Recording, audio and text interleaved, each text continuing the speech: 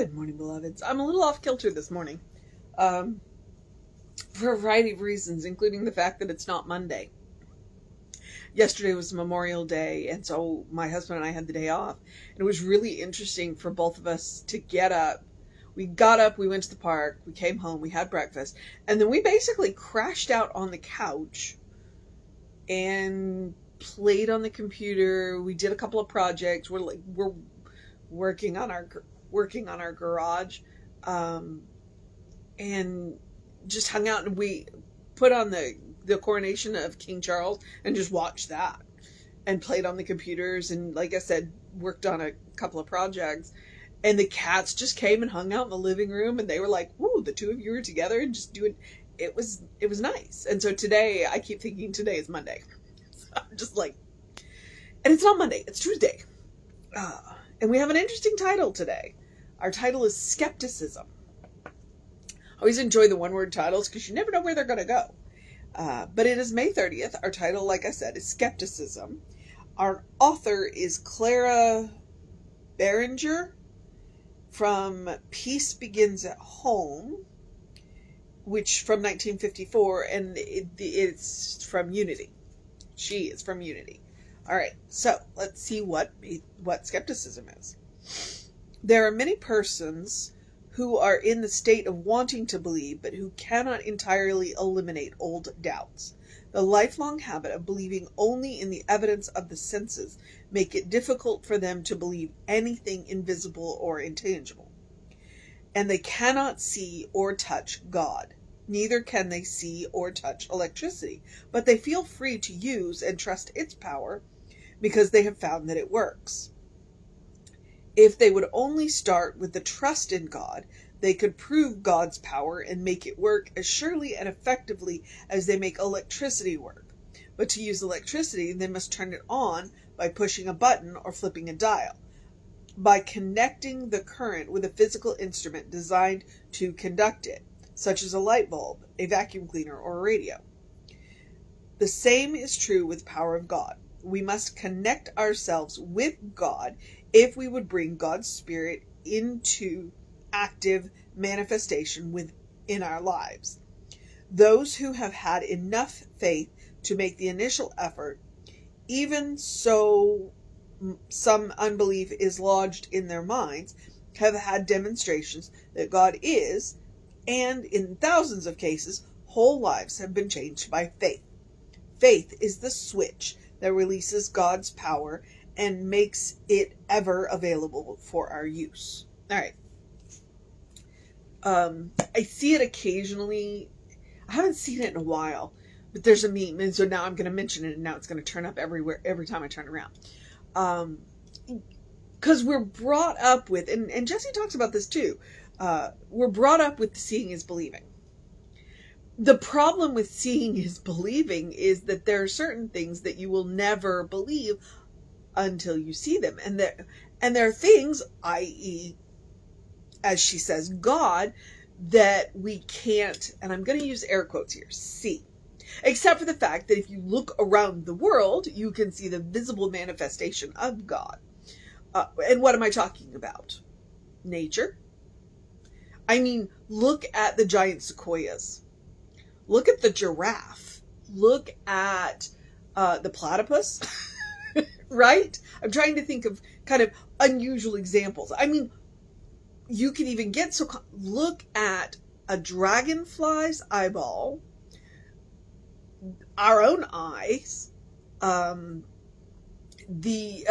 way honeybees fly, because apparently physics says that they shouldn't be able to, and yet they do.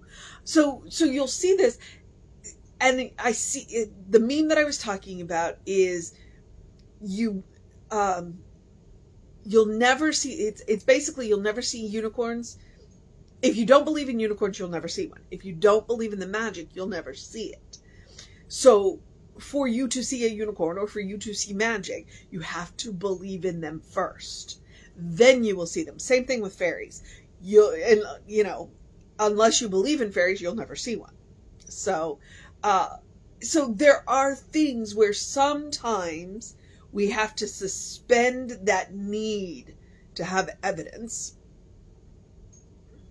concrete evidence, I should say, and to stretch out our belief muscles. And that's one of the things that we have to exercise. We have to exercise those belief muscles. And so that's one of those things. And as she says, she's using the medium of electricity. It's like, you can't see electricity. Yeah, you can. When you see lightning, that is electricity. That is a visible manifestation of electricity. It can also be an extraordinarily destructive manifestation of electricity. And yet we can't and we're unwilling to give God the same, belief, I guess is the word I'm wanting to use here. If you look around at the world, I just gave you a series of examples, because I read an argument one time. What's easier to believe in, a horse with a horn, one horn growing out of its head, or a 14-foot tall, leopard-printed, long-necked creature? I'm talking about the giraffe, okay? So sometimes a little healthy skepticism is a good thing. One of the values of science of mind is that we are allowed to question our faith. In fact, we are encouraged to question our faith. We are encouraged to go out and try this for ourselves. Okay? We start with little examples like manifesting parking spaces, manifesting green lights, and then we move on to the bigger stuff. So it's like science of mind wants to be road tested. And that's one of the scarier things about a lot of religions around the world, is not only are you not encouraged to question your faith, question your religion, you're actively discouraged from. And if you do too much questioning, you're pushed out. There are two reasons why I left the Catholic faith. One, I'm a woman, and there is very little value of the woman in the Catholic faith. We're not allowed to progress past a certain level of ministry, meaning we can't be priests. I don't even think we're allowed to be deacons. So, there's that. And two, I had questions, and they didn't have answers. And more importantly, when I would ask those questions, they wouldn't tell me they didn't have answers. They would tell me I wasn't allowed to ask that question. Okay, you know what? That didn't fly with me. But, so a little healthy skepticism is a good thing. But at some point, you got to be willing to look around the world and see the evidence of God everywhere. Platypus. That's my evidence of God. The intriguing way that our bodies are put together. Giant sequoias. Daffodils. Daisies. Roses. Honeybees. If you look around, goats. I like goats. You can see my goat over my shoulder here. You can see the evidence. And what she's talking about is the willingness to make a conscious connection to that power and allow that power to flow through us. Because the truth is, we're always connected. I use the hose metaphor because I, grew up in the country. At one point in my life, I did live on 4 acres of land with my parents. And so I grew up with, Jesse was a city boy, which is why he doesn't have that example. You grew up, the hose is always connected to the house. There's always the potential for water to be flowing through it. What most of the time happens to each and every one of us is that we step on the hose, or we kink the hose, or we've got it wrapped around a tree, and we wonder why the water isn't flowing. Okay? It's the same thing with God. Okay? We're always connected. The power is always flowing. All right? Think about all of the little things that happen in your body that you don't have to think about. Your heart beats, your lungs work, all of that happens all the time without you consciously monitoring. That's what I'm talking about, okay? But then we have to make conscious decisions to get up and walk.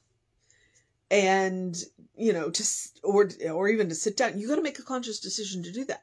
And so that's what that power is. It's always there in potential. Some of it is always flowing all of the time. But we've got to make that conscious decision to believe that there's more than just our heart beating and our lungs operating, that there's more than that, and that we can use it. So a little healthy skepticism is a good thing. But you got to exercise that belief muscle.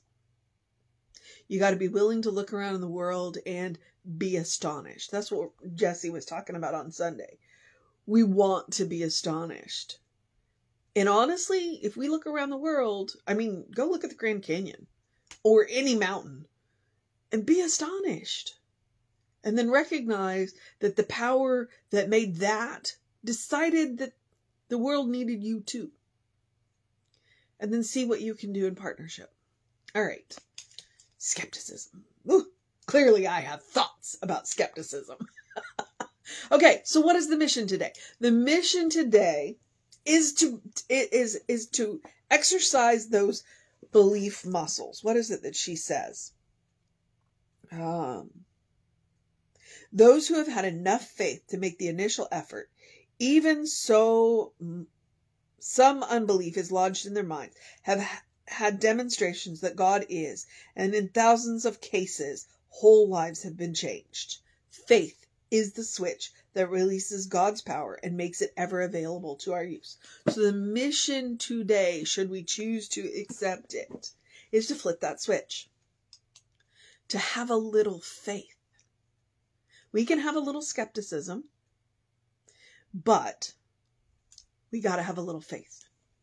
And when we have that faith, amazing things happen. Or, as I like to say in my vernacular, get your foot off the hose. Let that power flow through you. Because it's always there.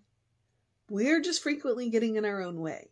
So exercise your faith muscles, your belief muscles today.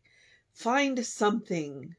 Look around your world and find something that just says God to you. I gave you several of my examples. Giraffes, platypuses, honeybees, the way honeybees fly. Look it up. Physics says that they shouldn't be able to, and yet they do.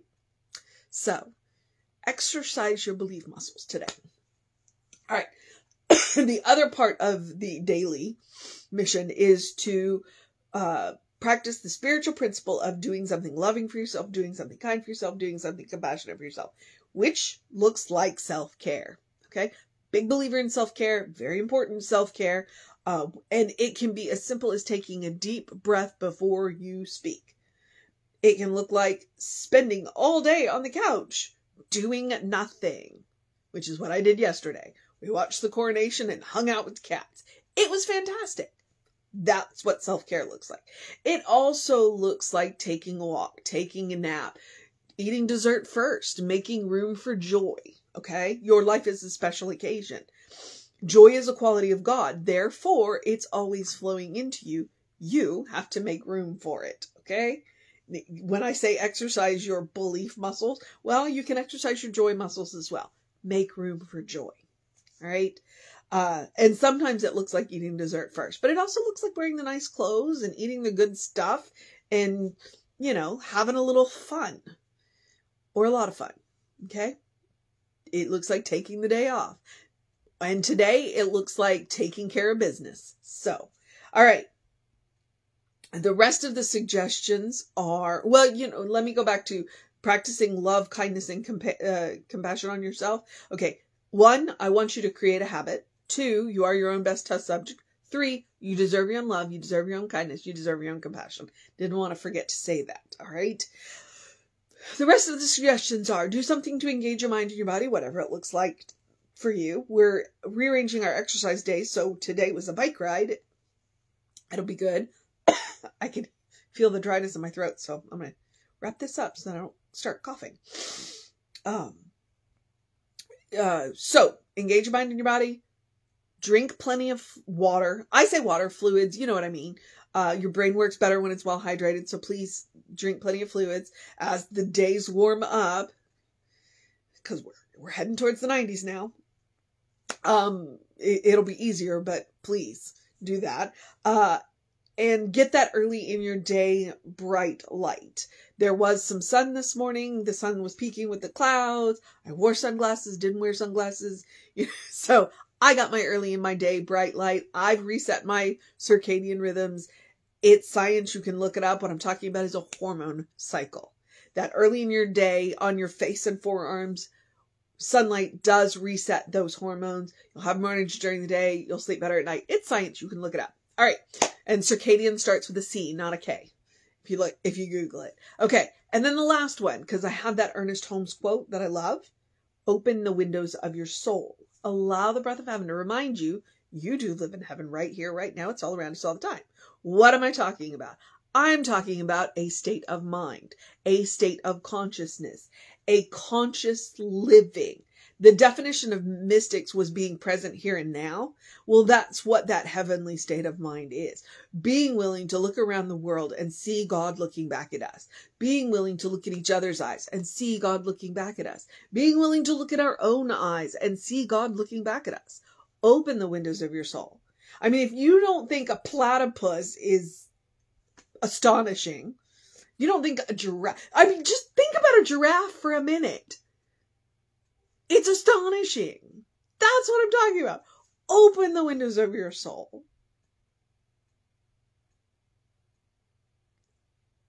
And then you'll see the magic. You know, you gotta believe to see it. Heaven's the same way. You gotta believe in it to see it. So create that state of mind. And once you learn to do it for yourself, nobody can take it away from you. And that's where it becomes a superpower. Each and every one of us comes pre-installed with that Christ consciousness, okay? Every person, regardless of what religion they belong to, comes pre-installed with it. They just call it different things, okay? I started to read an article from Nadia. She's a Lutheran minister, and she's really amazing. And talking about how, and that's what I'm talking about, that Christ consciousness. Just because it doesn't resonate in our language and our symbols doesn't mean it's not there. So I'm of the opinion everybody's born with a Christ consciousness. They just call it something different. But the password across the world is the same. It's love. Every single one of us can access that, no matter what we call it. And it's the same password. Although everybody has a different word for love. So, you know what? All right. That just went weird. But superpower. All right? We all have it. Once we learn to do it for ourselves, nobody can take it away from us. That's why I say it's a superpower. And that's how we create a world that works for everybody. By taking care of ourselves. All right. Moving on in... I guess I'm at the part where I remind you we are Creative Life Spiritual Center, Creative Life. Oh, you know what? I forgot. One of the best ways to create that heavenly mindset is to take Emma's advice, look for the good and praise it. Now I'll do the social media. We are Creative Life Spiritual Center, Creative Life Spark. I'm the running Reverend on the social medias that I am on. Please feel free to check them out. If you want to know what's going on with the center, email info@creativelife.org. Get on the constant contact. That way you'll get at least one email every week with hot links that will say click here now, and they will either take you right to the information you want or to the person that will help you get it. Okay, there are all kinds of amazing things. We've got book studies and classes and just, you know, that kind of stuff. Daily readings like this, and they are available. So take advantage of them. Okay, I am at the part where I get to encourage you to have a great day, a wondrous day, a fantastic day, a magical day, an enchanted day, a wonder-filled day, a belief-filled day, a flipping the dial day, a practicing our faith day, practicing our belief day, our Understanding Healthy Skepticism Day, a Contemplating the Platypus Day, a good day. And if that is too much pressure, simply have a day. You are enough just as you are. As I have said before and will say again, you are a beloved child of God in whom God is well pleased and well represented. You are a divine spark, a brilliant light, a mystic. You are spirit in motion. You are God in action. You are a godling, as Reverend Jesse likes to call us. Know the truth of your being. Believe in the magic of you. All right, beloveds. I'm going to move into the process of my day. I'm going to remind you, Reverend David should be on around 5 p.m. with you.